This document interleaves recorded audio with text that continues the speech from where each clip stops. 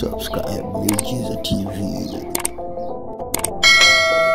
Bwana, hapa panaitwa Mtoni Kijichi, wilaya ya Temeke, mkoa wa Dar es Salaam.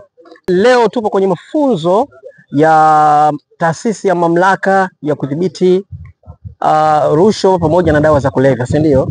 Yes, tupo na mkurugenzi wa DAPO leo hapa. Tutazungumza naye mawili matatu. Mkuu, heshimako bwana. Asante. Kwa majina unaitwa nani? Kwa majina naitwa Sura Nyembo, ni mkurugenzi mtendaji wa Drug Abuse Prevention Organization DAPO. Okay, leo tupo kwenye tukio la mafunzo ya kudhibiti rushwa pamoja na dawa za kulevya, si ndio? Yes. Lengo kuu haswa la kuanzishwa hii semina ni nini? Leo tulikuwa tumekuja kuweza kuwajengea uwezo vijana ambao wako katika clubs mbalimbali zinazopinga dawa za kulevya pamoja na rushwa katika mashule. Kwa hiyo tumekuja kuweza kuwajengea uwezo na wao waweze kuwa mabalozi, waweze kwenda kutoa elimu kwa wenzao, kwa sababu tumeona moja ya watu sababu ya watu kuweza kujiingiza katika matumizi ya dawa za kulevya ni sababu tu hawana elimu ya kutosha juu ya athari zitokanazo na matumizi ya dawa za kulevya. Kwa hiyo sisi kama watu ambao tumebobea au wabobezi katika elimu hii ya dawa za kulevya, tunaweza kutoa kwa vijana kama hao wakiwa katika hizo clubs zao, na wao wakaweza kuwa mabalozi wa kuweza kutoa elimu hiyo kwa wengine. Hii itasaidia sana kuweza kuifanya jamii kubwa ya vijana ambao wako katika mashule kuweza kupunguza uhitaji. Kwa majina naitwa Suleiman Ahmad Mikumi, natokea taasisi ya Tanzania International Organization of Good Temperance TIOGT, nikiwa nikitumikia taasisi hiyo kama kamanda wa elimu na mafunzo Tanzania. Kwa kuwajuza baadhi ya watu ambao hawajapata bahati ya kuijua hiyo taasisi sana sana inajihusisha na nini kwa faida ya Watanzania wengine? Taasisi hii inajihusisha kwa ajili ya kupambana na kuzuia na kutoa ushauri juu ya athari na madhara yatokanayo na vileo pamoja na rushwa pamoja na ukatili wa kijinsia. Okay, tumeona vijana wengi leo kwenye ukumbi wakipokea mafunzo, na mnafanyaje ili vijana kuwafikia, au nyinyi mnatumia njia gani kuwafikia vijana wengine ambao huenda hawafahamu sehemu sahihi ya kupata elimu ya namna hii? Kwanza niwaambie tu Watanzania kwa ujumla kwamba klabu za Tanzania IOGT zipo karibu shule zote za msingi na sekondari. Makao makuu ni hapa eneo naloliona, eneo la Mtoni Kijichi, soko jipya. Hao ndio waona leo, kwa sababu tumeamua kuwapatia mafunzo hayo kwa sababu elimu hizi kuwafikia huko waliko ni ngumu. Kwa hiyo tukaona kwamba tuwakusanye sehemu moja ili kuwapatia mafunzo haya wakiwa pamoja, lakini sio mwisho bali ni mwanzo. Kwa majina mimi naitwa Othman Kusa, kama ulivyonitambulisha ni mratibu wa idara ya elimu na mafunzo kutoka taasisi ya ushauri na uzuiaji dawa za kulevya Tanzania TIOGT. Tuko hapa leo kwa ajili ya kuzindua mafunzo haya rasmi, kuwajengea uwezo vijana wetu ambao wanasimamia zile klabu za kupambana na dawa za kulevya na rushwa ambazo ziko chini ya mamlaka ya kudhibiti na kupambana na dawa za kulevya DCA, lakini pia pamoja kushirikiana na TAKUKURU. Klabu hizi tumeingia ubia wa pamoja kati ya mamlaka na DCA kuhakikisha kwamba tunatokomeza rushwa kuanzia kwenye ngazi ya chini kabisa wanafunzi, ngatia ambao walikuwa hapo shuleni, kwa kuanzisha virabu vya kudumu. Mwaka jana, mwanzoni wa mwaka jana mwezi wa 3, DCA na TAKUKURU tuliingia makubaliano kuhakikisha kwamba tunasimamia klabu za rushwa na dawa za kulevya kwa lengo la kuwajengea uwezo vijana wetu. Kwa sisi kama taasisi, jukumu letu pia kuunga mkono jitihada za serikali ambao wanaongozwa na rais wetu Dr. Samia Suluhu Hassan kuhakikisha kwamba upande wa elimu, upande wa kinga unawekewa mkakati mkubwa. Kwanza kutoa elimu, tusije kwenye eneo ambalo la tiba. Najua tiba ni ghali zaidi, lakini elimu ya kukinga mtu ni kitu ambacho mtu unaweza ukashauriwa na ukafuata. Kabla ya kupata madhara ni lazima tuwapatie elimu.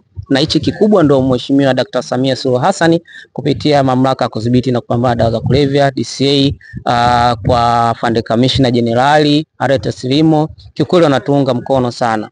Wanatuunga mkono katika nyanja hizi na kuhakikisha kwamba elimu inafika na kutuwezesha sisi sehemu ya taasisi na wadau vifaa, kuhakikisha kwamba vinafika kwa wakati, lakini kutuwezesha mahitaji muhimu ambayo yanatupelekea sisi kutoa elimu hii kwa jamii katika nchi nzima hapa. Kwa hiyo ni kweli tuwashukuru mamlaka ya kupambana na rushwa na TAKUKURU, lakini mamlaka kwa madawa ya kulevya DC kwa kile ambacho wanatusapoti kuhakikisha kwamba elimu kwa jamii inafika na elimu hii inaenda kuleta matokeo sahihi katika nchi yetu. Na kipekee zaidi Dr. Samia tunasema mitano tena. Asante sana mratibu. Naam, nakushukuru sana. Asante sana. Kwa majina najulikana Juma Hamisi Jambona.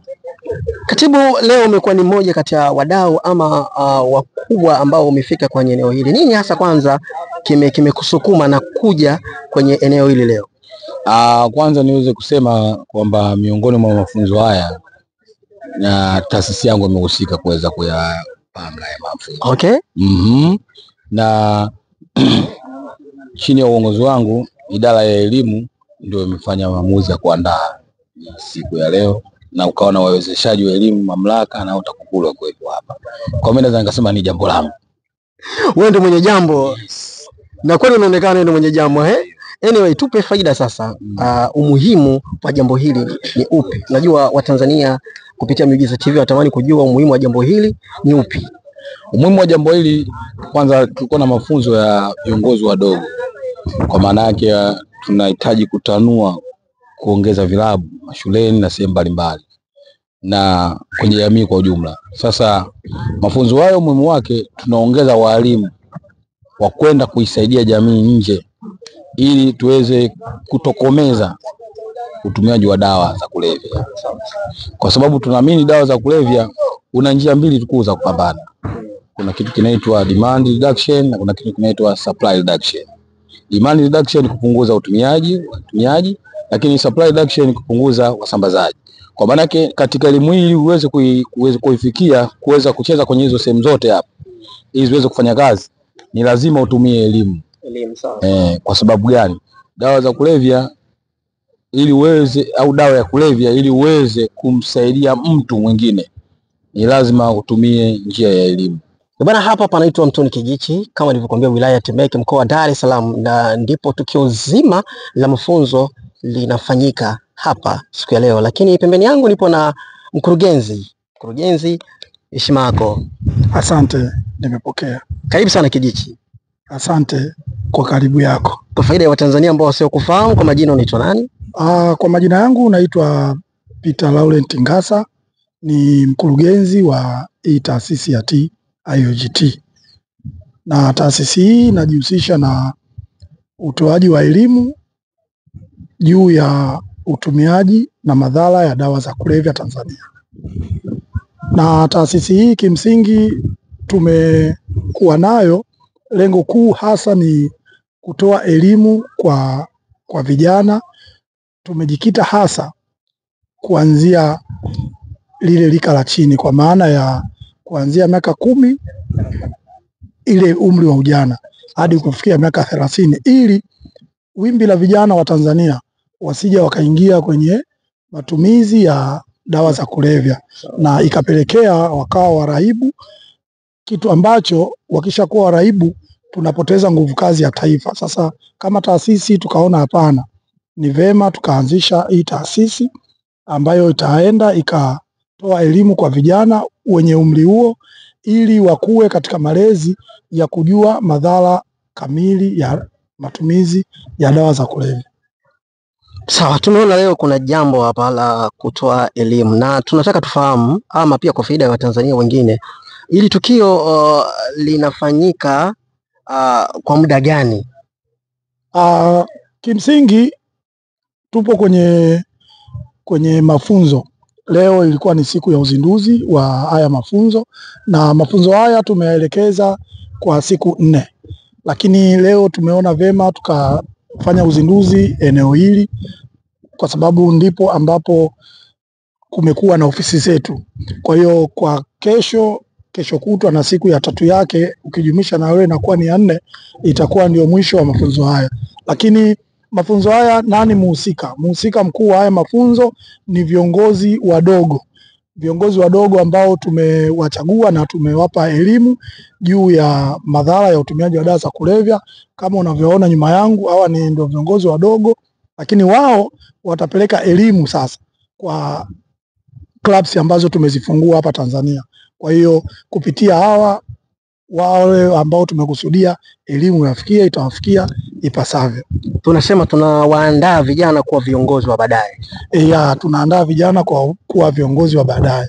Mkurugenzi, kama una neno la mwisho lolote la kuongea na Watanzania ambao wanakutazama sasa hivi, it's your time.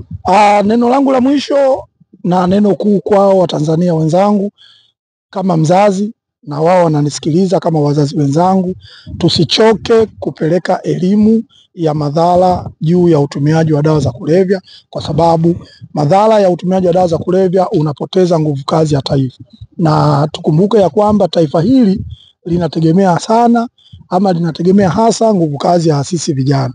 Kwa hiyo tukikaa kimya pasipo kuelimisha vijana wetu, watoto wetu, basi miaka 10 mbele kutoka leo tutakuwa tumepoteza nguvu kazi ya taifa, na sidhani ama sifikirii kama kutakuwa na taifa bora wakati tutakuwa tumepoteza hizo nguvu kazi. Kwa hiyo rai yangu, ombi langu, neno langu la mwisho kwa wazazi wenzangu ni kuwasihi kutoa elimu kwa watoto wetu ili wajue, wakuwe kwenye malezi ya kujua kuwa nini athari ya madawa ya kulevya.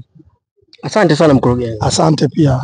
Bwana, tulikuwa na mkurugenzi wa tukio zima hili, naweza nikasema nikwambie tu, ni kweli watoto wanatakiwa wathaminiwe, watoto wanatakiwa wapewe elimu, lakini watoto wanatakiwa watengenezewe misingi ya baadaye, kwa maana tukikosea hapa mwanzo, huko mbele tunakwenda kuharibu kabisa. Nikwambie baki hapa Miujiza TV, lakini usiache kusubscribe, usiache kutufollow kupitia Instagram na TikTok @Miujiza TV. Ulikuwa na mimi Keke_ wa Miujiza, nyuma ya kamera si mwingine bali ni Kitoi Ali, Kitoi Official.